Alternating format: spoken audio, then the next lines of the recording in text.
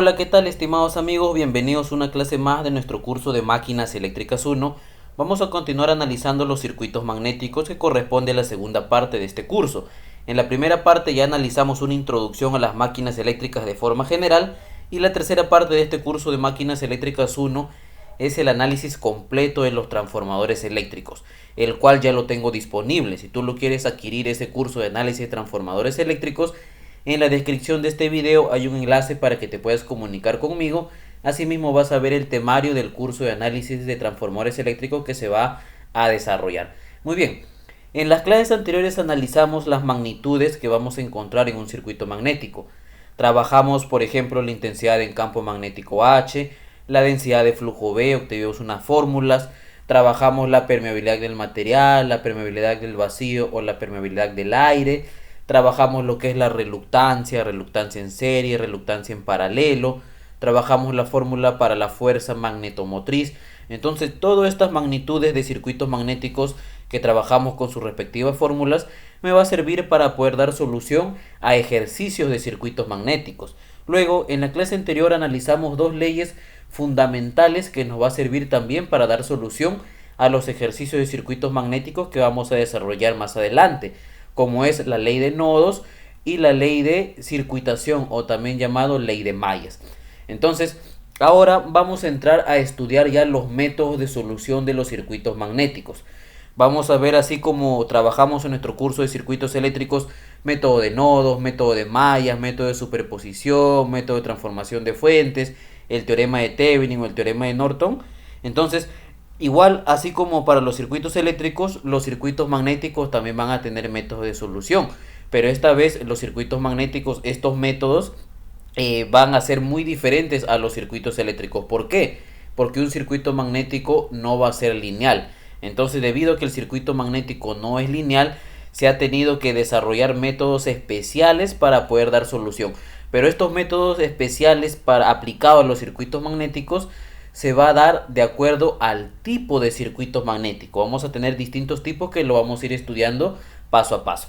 Muy bien, pero antes de estudiar estos métodos de soluciones, estos métodos especiales, es bueno hacer una analogía de lo que hemos trabajado hasta el momento. Entonces, vamos a poner por acá, vamos a poner un texto y vamos a poner circuitos eléctricos. Vamos a comparar circuitos eléctricos. Ya vamos a comparar las magnitudes que hemos trabajado en el curso de circuitos eléctricos, que si ustedes no lo han visto, vayan a mi canal de YouTube. En la parte de listas de reproducción, ahí van a tener los dos cursos gratuitos de circuitos eléctricos 1 y circuitos eléctricos 2. Ahí está, vamos a hacer una comparación sobre todo de las magnitudes y luego vamos a dar algunos conceptos básicos importantes que debemos conocer para la aplicación y solución de los métodos especiales aplicados a los circuitos magnéticos. Muy bien, a ver, ¿qué vamos a ver ahí? Nosotros vamos a ver sus parámetros. Vamos a poner aquí entonces, vamos a poner otro texto, vamos a poner acá parámetros. Vamos a cambiarle, a ver, vamos a cambiarle de color. Vamos a ponerle un color negrito. Ahí está. En esta parte voy a tener parámetros, vamos a copiar. Y acá también parámetros. Vamos a poner esto más acá. Ok. Y como ustedes saben, todo parámetro, toda magnitud tiene su respectiva unidad. Y acá tenemos la unidad. Entonces vamos a clasificar, vamos a comparar los parámetros tanto en los circuitos eléctricos como en los circuitos magnéticos. Y también vamos a colocar su unidad. Muy bien. Vamos a nosotros a dividir esto que hemos puesto acá. Vamos a poner la regla en una disposición horizontal. Y vamos a dividir. Ahí está. Muy bien. Entonces, primero, uno de los primeros parámetros que que analizamos en los circuitos eléctricos, que es la corriente eléctrica, ¿verdad? Vamos a poner acá un texto, corriente eléctrica. La corriente eléctrica era el flujo de electrones a través de un material conductor dentro de un circuito cerrado. Esos conceptos básicos de circuitos eléctricos. Ahí está. Corriente eléctrica. ¿Cuál era la unidad de la corriente eléctrica? La unidad era el amperio, ¿verdad? El amperio. Muy bien, entonces la corriente eléctrica en un circuito eléctrico era lo que iba a fluir por el material conductor. ¿Qué es lo que va a fluir en un circuito magnético? Ya no va a ser corriente eléctrica, sino va a ser flujo magnético. Eso es lo que va a fluir en este caso en el material magnético, que ya habíamos dicho que es un material ferromagnético, ¿verdad? ¿Por qué? Porque los materiales ferromagnéticos presentan una permeabilidad relativa mayor a la unidad. Esto iba a permitir que el flujo magnético pueda moverse, pueda fluir con mayor facilidad en el núcleo. ¿Cuál es la unidad del flujo magnético? Habíamos puesto, era el Weber. Habíamos dado varias unidades de acuerdo a los sistemas que vamos a utilizar, pero el más utilizado es el Weber. Ahí está. Muy bien, hemos comparado. En circuito eléctrico lo que va a fluir es la corriente eléctrica. ¿A través de qué? De un material conductor, ¿no? Por ejemplo, los conductores eléctricos. En circuito magnético, ¿cuál es lo que va a fluir? El flujo magnético. ¿A través de qué? De un material ferromagnético, en este caso un núcleo de hierro. Muy bien.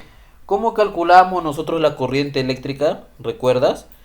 La corriente eléctrica por la ley de Ohm era igual al voltaje entre la resistencia, ¿verdad? Ahí está. ¿Y el flujo magnético cómo lo calculamos?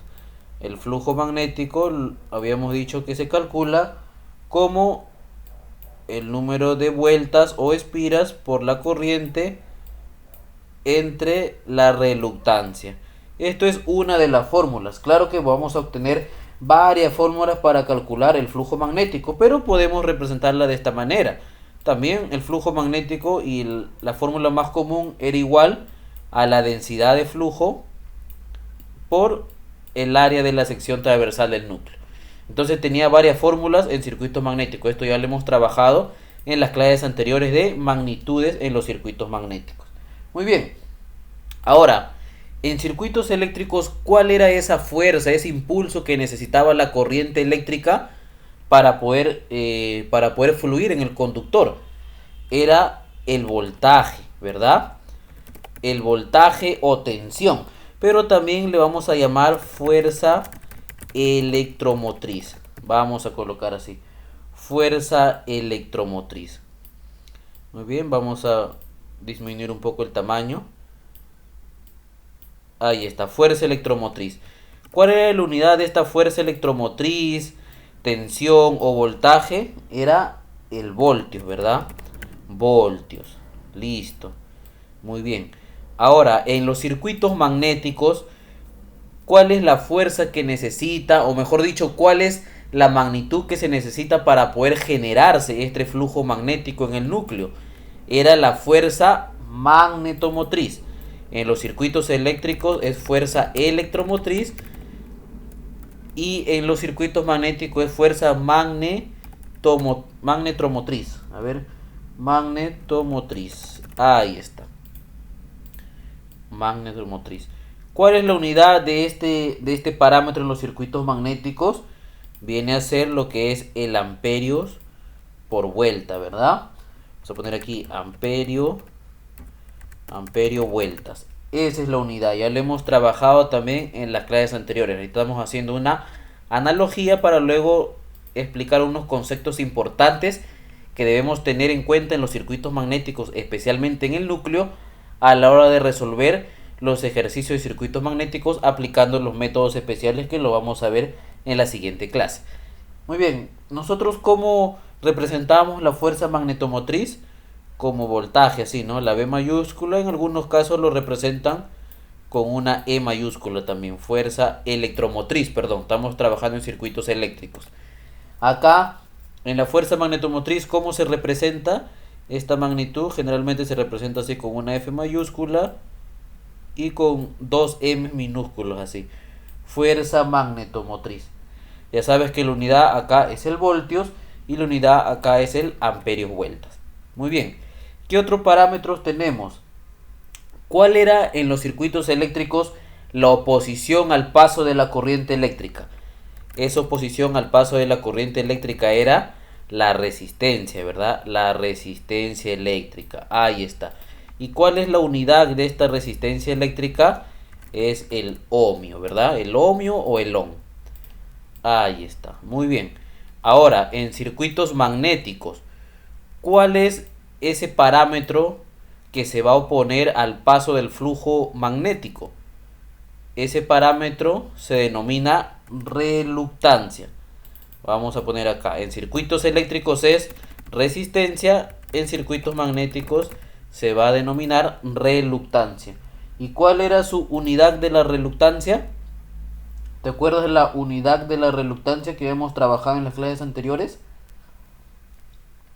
Ahora vamos a ver acá cómo se representa la resistencia. Lo representamos con una R mayúscula. Y el ohmio en algunos casos lo representamos así, ¿verdad?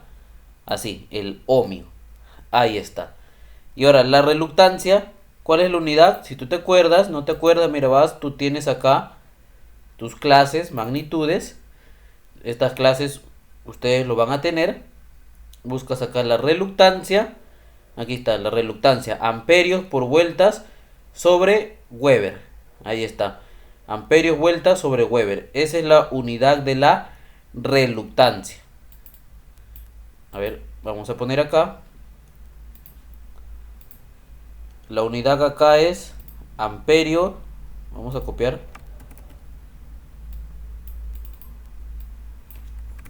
Amperio, vueltas, todo eso sobre Weber, así está. De todas maneras, esta reluctancia ya la hemos explicado en las clases anteriores de magnitudes. Si no recuerdas, mira las clases anteriores, ahí te vas a dar cuenta. Lo hemos demostrado también las fórmulas.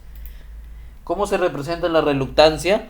También con una R mayúscula. No hay que confundir. En circuitos magnéticos, la R mayúscula representa reluctancia. No vayan a confundirse y no vayan a pensar que es resistencia. Reluctancia. ¿Y cómo lo calculamos? ¿Te acuerdas? La longitud media, ¿no? La longitud media del núcleo entre la permeabilidad del material por la sección transversal. Era una de las fórmulas, ¿no? Otra fórmula, por ejemplo, aquí puedes despejar, ¿no? Pasar la reluctancia acá, ¿y cómo te quedaría? Que la reluctancia se calcularía como el número de vueltas por la corriente entre el flujo. Y es ahí donde nace esta unidad. El número de vueltas, aquí está la unidad, vueltas. Corriente, amperios. Entre el flujo que lo pases acá, su unidad es el Weber. Ahí es donde nace esa unidad. Entonces hay que tener en cuenta eso. Muy bien. Ahora, en circuitos eléctricos, si la resistencia se oponía al paso, ¿cómo se denominaba ese parámetro que ayudaba más bien a la resistencia a que siga su camino? En circuitos eléctricos, ayudaba a la corriente eléctrica a que siga su camino. ¿Cómo se llamaba? Conductancia, ¿verdad? Si la resistencia era la oposición al paso de la corriente, la conductancia iba a ayudar más bien a que la corriente pueda seguir su camino. ¿Cuál es la unidad de la conductancia? La unidad de la conductancia es el Siemens, o en algunos casos es el mho, así, mho. Es así, ahí está, que es el inverso de la resistencia. Es el inverso de la resistencia. Muy bien. En circuitos magnéticos, la oposición al flujo magnético es la reluctancia. Pero ¿cuál va a ser ese parámetro que va a ayudar a que el flujo siga su camino en el material ferromagnético, que por ejemplo es un hierro? ¿Cómo se llamaba? Permeancia, ¿verdad? Permeancia. Ahí está. ¿Cómo se representa la conductancia? Se representa por la letra G, ¿no? ¿Cómo lo calculamos? Como la inversa de la resistencia. Y su unidad, el Siemens o el mho. Algunos lo representan así. La permeancia, ¿cómo se representaba? Así, con esta P así. ¿Cómo se calculaba? La inversa de la reluctancia. 1 entre la reluctancia. ¿Y cuál es su unidad? Si su unidad de la reluctancia era amperios vueltas entre Weber, si tú le das vuelta a la inversa, sería pues Weber entre amperios vuelta, ¿verdad? Ahí está, ¿no? De todas maneras, si no, tú vas a tus clases y aquí te va a mostrar también la unidad de la permeancia. Bueno, aquí no te lo muestra, ¿no? Pero yo aquí te he puesto. Es el inverso nada más de la reluctancia. Muy bien. ¿Qué más nosotros podemos obtener? Otro parámetro Muy bien, otro parámetro en circuitos eléctricos era la conductividad. Conductividad. ¿Qué era la conductividad en circuitos eléctricos? Era la propiedad que tenían los conductores eléctricos para poder transmitir esta energía eléctrica mediante la corriente eléctrica. ¿Cómo se representaba? Se representa de esta manera, así, con este símbolo. Y en circuitos magnéticos viene a llamarse permeabilidad, que es del material mismo, ¿no? La propiedad que tiene los materiales magnéticos para poder magnetizarse. ¿Cómo se representa la permeabilidad? Ya lo hemos visto así, ¿no? Con el símbolo de mu. Muy bien, estimados amigos, y esta es una analogía que hemos obtenido de las clases anteriores donde analizamos los circuitos magnéticos, sus magnitudes, y esto de acá pues de los cursos anteriores que ya tenemos de forma gratuita en mi canal de YouTube de circuitos eléctricos 1 y circuitos eléctricos 2. Muy bien, una cosa importante es que para el cálculo de flujo magnético en el núcleo, mediante conceptos de circuitos magnéticos, son siempre aproximaciones, es decir, los ejercicios que vamos a desarrollar cuando vamos a calcular flujos no siempre son los valores reales, son aproximaciones. ¿Por qué? Porque ya hemos dicho que nuestros circuitos magnéticos no son lineales, van a tener métodos especiales. En el mejor de los casos, nosotros al desarrollar ejercicios de circuitos magnéticos, se va a lograr un 5% de error con respecto a la respuesta verdadera, ¿no? ¿Y por qué se debe estas inexactitudes? Si ustedes se preguntan, es decir, pero profesor, ¿por qué tenemos errores en los cálculos? ¿Por qué me dice que va a haber un 5% de error? Se debe a lo siguiente. Vamos a poner por acá. Vamos a poner por acá. Ponemos uno de los motivos porque para que exista este 5% de error aproximadamente, digo, puede ser un 3% o puede que lleguemos a la respuesta verdadera, eso depende de nuestros cálculos, pero uno de los motivos que presente un porcentaje, un pequeño porcentaje de error, es que la separación de las láminas mediante capas delgadas de aislantes aumenta la sección del núcleo. Profesor, no le entiendo. Recuerda, estimado amigo, en una de las clases anteriores que trabajamos los aspectos constructivos, digamos así, de lo que es el núcleo, ¿no? Los materiales magnéticos. ¿Qué habíamos dicho nosotros? Que el material magnético, por ejemplo, el hierro, estamos hablando de los materiales magnéticos, pero especialmente los ferromagnéticos, ¿no? Entonces, cuando se va a construir los núcleos, por ejemplo, de un transformador, tú no vas a tener un núcleo sólido. ¿A qué me refiero sólido? Por ejemplo, no pienses que el núcleo es así, ¿no? Y tienes así, por ejemplo, vamos a dibujar tu núcleo. Ahí está. Muy bien, ahí está tu núcleo. No piense que este núcleo es sólido, es decir, sólido como si fuera un bloque de hielo. No, en realidad, ¿cómo se construye un núcleo? Con chapas delgadas, es decir, son tipo ranurados, así, ranuras. Ranuras, chapas extremadamente delgadas que lo vamos a unir entre sí, pero en cada unión voy a tener aislante, van a estar aislados eléctricamente entre sí. Entonces, al unir un núcleo, al construir un núcleo con láminas delgadas y van a estar aisladas entre sí, entonces esta sección del núcleo va a aumentar. Por ejemplo, yo tengo acá, vamos a poner otro color, imagínate, yo tengo acá un núcleo sólido, es decir, un núcleo sin laminar. Ahí está, este es mi núcleo sin laminar. Ahí está, un núcleo sólido, imagínate como si fuera un bloque de hielo. Ahí está mi núcleo sólido sin laminar.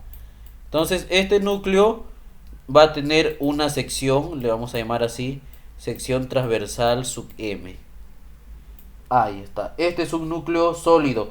A sub M significa sección del núcleo sin laminación, es decir, es sólido. Pero generalmente los núcleos no se construyen de esta manera. Como ya te había explicado, los núcleos se construyen con láminas delgadas y estas láminas se van a aislar eléctricamente entre sí. Entonces ahora mi núcleo, voy a dibujar por acá un núcleo con laminaciones, ¿no? Que van a estar aislados entre sí. Imagínate que esto de acá, esto de negro, sea el aislamiento, ¿no? Ahí está, el aislamiento de un material, que ya lo vamos a ver en el análisis de transformadores eléctricos, que ya lo tengo disponible. Si ustedes lo quieren, en la descripción de este video hay un enlace para que te comuniques conmigo. Ahí está. Imagínate que esto de negro sea el aislamiento. Entonces, esto de acá, estos son las láminas, ¿no? Las láminas que están unidos mediante esos aislamientos. ¿Qué es lo que va a hacer? Acá ya no voy a tener la misma sección A sub M. ¿Por qué, profesor? Va a aumentar, porque ahora yo le he aumentado el aislamiento entre láminas. Ahora va a ser una sección, imagínate, A sub M. ¿Qué significa A sub N? Perdón. Va a ser la sección del núcleo laminado. A sub M, sección del núcleo sin laminar. A sub N, sección del núcleo laminado. Es por eso que comúnmente en nuestros cálculos existe un pequeño porcentaje de error. ¿Por qué? Porque los núcleos generalmente se construyen de láminas delgadas que van a estar aisladas entre sí. Entonces este aislamiento va a hacer que la sección del núcleo aumente un poco. Entonces yo puedo decir acá que la sección de este primer núcleo sin laminar es menor a la sección de este núcleo laminado. Muy bien, hay un primer motivo para que los cálculos, en los circuitos magnéticos varíen en un pequeño porcentaje de error. El segundo motivo es que el concepto de circuito magnético asume que todo el flujo está concatenado dentro del núcleo magnético. Sin embargo, esto no es totalmente cierto. ¿Por qué no es cierto? Porque la permeabilidad del núcleo ferromagnético, recuerda, porque para la construcción de los núcleos o materiales en las máquinas eléctricas se utilizan materiales ferromagnéticos, viene a tener una permeabilidad de 2000 a 6000 veces la del aire, pero siempre hay una pequeña fracción del flujo magnético que se sale del núcleo hacia el aire de los alrededores, donde la permeabilidad viene a ser baja. Este flujo que se sale del núcleo se denomina flujo de dispersión y toma mucha importancia en el diseño de las máquinas eléctricas. ¿Qué quiere decir con ello? Por ejemplo, tú tienes acá tu núcleo, ahí está, vamos a dibujar tu núcleo de un material ferromagnético. Generalmente hemos dicho que el más usado era el hierro. Perdón, ahí está, el más usado, el hierro. A ver, espérate, he dibujado mal el núcleo. Ahí está tu núcleo ferromagnético. Entonces tú sabes que por el núcleo ferromagnético lo que va a circular, ¿qué es? Un flujo magnético. Entonces, generalmente para los cálculos se asume que este flujo magnético resultante, todo el flujo magnético que resulta generado por la fuerza magnetomotriz, se asume que va a estar concatenado en el núcleo. Pero eso no es cierto. Va a haber una parte de este núcleo generado, una parte el cual se va a salir por el aire, es decir, por acá va a haber fuga de flujo magnético, va a haber fuga. A esa fuga de flujo magnético se le va a denominar flujo de dispersión. ¿Y por qué hay fuga? Porque en el exterior el aire tiene una permeabilidad baja a comparación de la permeabilidad relativa del material, que es muy alta. Generalmente va desde los 2000 a 6000 veces la permeabilidad del aire, o también llamado permeabilidad del vacío. Entonces es por eso que al ver fuga de flujo magnético, al ver flujo de dispersión, nuestros cálculos van a tener un pequeño porcentaje de error. ¿Por qué? Porque generalmente para los cálculos y los métodos de soluciones especiales que se va a emplear en los ejercicios de circuitos magnéticos, se asume que todo el flujo va a estar concatenado en el núcleo. Sin embargo, eso no es del todo cierto. Muy bien. Otro tercer motivo, el cual también hace que tengamos un pequeño porcentaje de error, es que en el cálculo de la reluctancia se hace con base en una longitud media y una superficie o sección transversal sin laminar, es decir, A sub M. Pero estas suposiciones no incluyen deformaciones en la esquina. Me está fallando un poquito el audio, a ver, disculpe si se corta, Voy a tratar de poder arreglar el audio en estos momentos.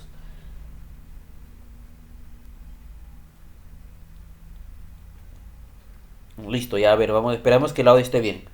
Entonces, lo que le comentaba es que el motivo número 3 es que para el cálculo de la reluctancia se basa en toda la longitud media, ¿no? Porque recuerda acá en la fórmula de reluctancia teníamos una longitud media, pero en realidad esta longitud media no toma las deformaciones que hay en las esquinas de los núcleos, ¿no? Por ejemplo, acá puedes tomar una longitud media, así, así, así lo suma y ya tienes una longitud media.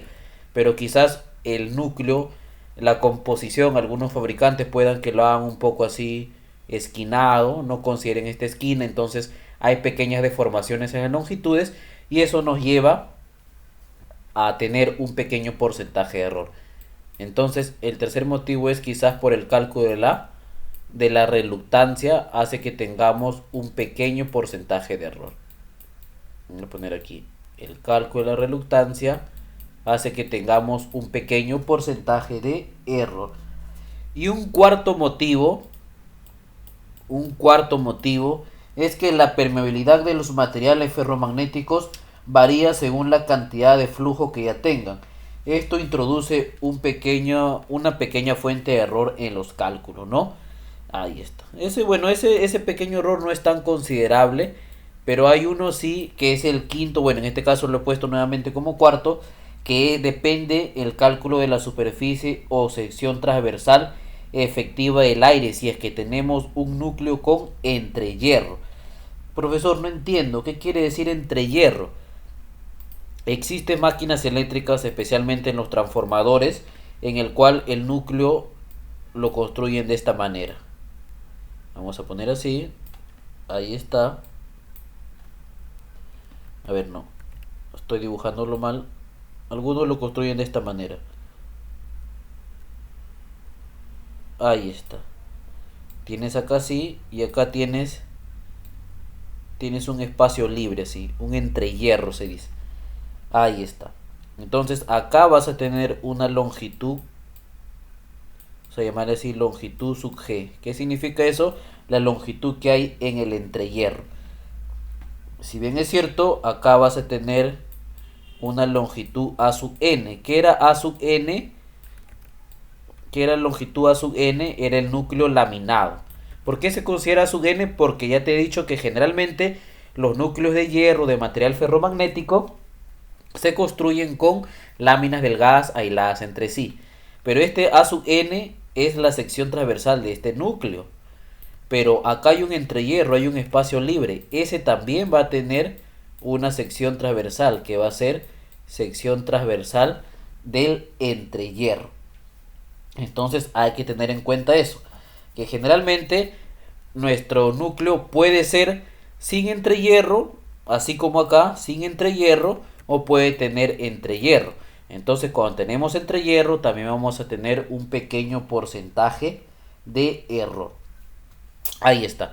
Entonces, estimados amigos, estos 4 motivos que yo le he explicado acá hacen que los cálculos, la solución de los ejercicios de circuitos magnéticos como máximo tengan un 5% de error, un 5% de error con respecto al resultado verdadero. La suma de estos 4 motivos hace que nuestros cálculos quizás tengan como máximo un 5% de error con respecto a los cálculos verdaderos. Es por eso que para la solución de ejercicios de circuitos magnéticos vamos a emplear métodos especiales a partir del tipo de circuitos magnéticos, pero eso lo vamos a ver en la siguiente clase. Ahora, ¿es posible compensar este error? Ustedes se preguntarán, profesor, ¿qué pasa si yo no quiero tener este 5% de error? Quiero que mis cálculos sean lo más exacto posible. Es decir, yo quiero que ya no quiero tener 5% de error como máximo, sino quiero tener un 2% o un solo por ciento. Quizás quiero que mis cálculos sean exactamente verdaderos. ¿Es posible? Claro que sí. Para eso, en los circuitos magnéticos, a la hora de realizar los ejercicios, de calcular, se aplica un factor. Este factor se denomina factor de apilamiento. Ahí está, vamos a agrandarlo un poquito. Vamos a nosotros a obtener un factor de apilamiento. ¿Qué quiere decir este factor de apilamiento? Al construir con láminas, como ya te lo expliqué acá en el primer motivo, acá está, al construir nuestro núcleo de material ferromagnético con láminas aisladas o separadas entre sí por algunas capas aislantes, eso hace que aumente la sección del núcleo, la sección transversal. Eso ya te lo expliqué. Por lo tanto, va a aumentar su volumen. La relación del volumen realmente ocupado por el material magnético con respecto al volumen total del núcleo, eso se llama factor de apilamiento. Profesor, no le entendí. Básicamente lo que te quiere decir es que el factor de apilamiento se calcula de la siguiente manera. Como el volumen, vamos a poner así, el volumen del material, el volumen del material, vamos a poner así, el volumen del material, mate nada más, y tú sabes que es material, entre el volumen real del núcleo. Ahí está, entre el volumen real del núcleo. Si te preguntan cómo se puede calcular el factor de apilamiento, partimos de esta fórmula general, que el factor de apilamiento representa al volumen del material entre el volumen real del núcleo. ¿Qué quiere decir ello? Al decir volumen del material, esto quiere decir una sección A sub m. ¿Qué significaba A sub m? Sección transversal sin laminar, acá lo tienes, es decir, el volumen del material sin laminar, es decir, sin los aislantes. Y volumen real del núcleo, ¿qué me va a representar? La sección A sub n. ¿Qué significaba? En realidad la sección total del núcleo, con la sección del núcleo, es decir, perdón, la sección del material, más la sección por los aislantes, ¿verdad? Los aislantes dieléctricos entre sí. Entonces hay que tener en cuenta eso. Pero a partir de ello, tú vas a tener tu sección, pero sección es sección transversal, es metros cuadrados, por ejemplo, ¿no? Sección viene a decir metros cuadrados, pero aquí te dice volumen. Entonces, ¿qué tienes que hacer acá? Si este te representa tu sección A sub m sin laminar, para tener volumen le debes multiplicar por la longitud media, ¿verdad? Allá tienes volumen. Entre, si el volumen real del núcleo te representaba tu sección A sub n, que es con las laminaciones, ¿no? Con el aislante, pero este es sección transversal, área. Tú acá tienes volumen, pero al final le vas a multiplicar por su longitud media, ¿no? Que es lo mismo porque es el mismo núcleo. ¿Qué haces? Simplificas, simplificas. ¿Qué es lo que te va a quedar? Perdón. ¿Qué es lo que te va a quedar a partir de acá? Que el factor de apilamiento se calcula como la sección A sub m, que es sin laminar, es decir, la sección del material, entre la sección A sub n, que es ya la sección del núcleo total, con laminaciones, con el aislante, más la sección del material. Esta fórmula es muy utilizada para desarrollar nuestros ejercicios de circuitos magnéticos. Y más aún, si tú despejas acá en función de A sub m, en función A sub m sería es igual al factor de apilamiento por la sección A sub n. Ahí está, de esa forma. A sub n ya tú sabes que es el área real del núcleo. A sub m solamente considera la sección del material. Entonces hay que tener en cuenta esto, estimados amigos, ¿ya? Para nuestros cálculos. De todas maneras, mientras vamos avanzando en las siguientes clases, viendo los tipos de circuitos magnéticos y los métodos especiales de solución, ahí vamos a tener en cuenta este factor muy importante, que es el factor de apilamiento. En algunos casos, al factor de apilamiento lo representan así. Al factor de apilamiento lo representan por A por N, nada más así. A por N. A por B, perdón, A por B, donde A vendría a ser el largo y B el ancho, ¿no? Como si fuera la sección de un núcleo, ¿no? Por ejemplo, este es A y este es B, ¿no? Esto de acá es B, así largo por ancho. Y esto, la multiplicación, pues sería tu sección transversal. En algunos textos lo representan de esa forma. Hay que tener en cuenta eso, estimados amigos.